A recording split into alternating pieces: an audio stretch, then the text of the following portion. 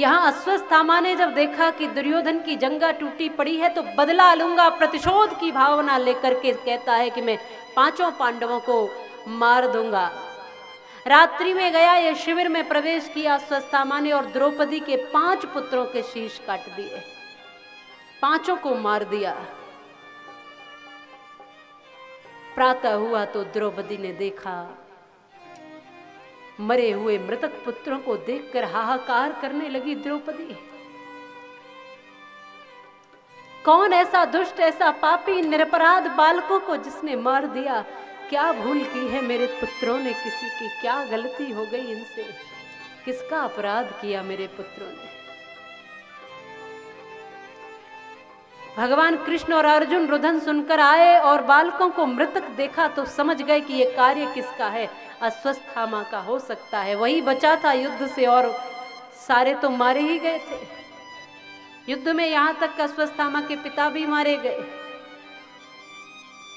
अश्वत्थामा छिपा था, पकड़कर लेकर आए और द्रौपदी के सम्मुख खड़ा कर दिया। भगवान ने कहा कि तुम्हें जो भी दंड देना है इसको दंड दे सकती हो, जो भी दंड देना है। तुम्हारे बालकों का हत्यारा है, प्राण दंड तक भी देना चाहो तो दे सकती हो।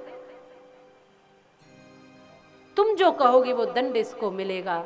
द्रौपदी ने देखा अश्वत्थामा को और थोड़ी देर शांत रहने के बाद द्रौपदी ने कहा कि अश्वत्थामा को छोड़ दीजिए, इसको कोई दंड मत दीजिए और प्राण दंड तो प्रभु बिल्कुल मत दीजिए। इसीलिए नहीं कि एक श्रेष्ठ ब्राह्मण है, बल्कि इसीलिए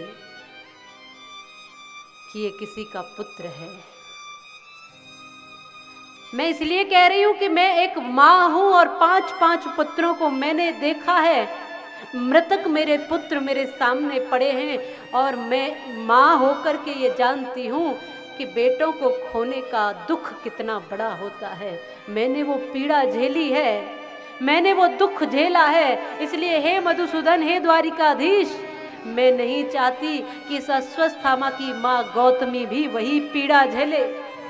ये तो चला जाएगा अपने प्राण छोड़ करके, लेकिन वो माँ गौतमी कैसे रहेगी? पुत्र चाहे कपूत हो चाहे सपूत हो, माँ के तो प्राणों का प्यारा होता है। इसको छोड़ दीजिए।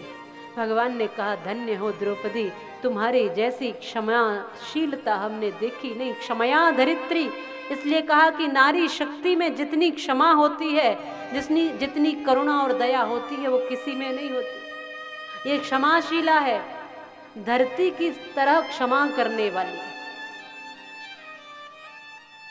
भगवान ने प्राण तो नहीं लिए, दंड भी नहीं दिया, बस इसकी मणि निकाल ली और मुंडन करके अपमान करके छोड़ दिया। अब तो ये और भी घातक हो गया। अब भगवान इधर द्रौपदी को सांत्वना देते हैं, समझाते हैं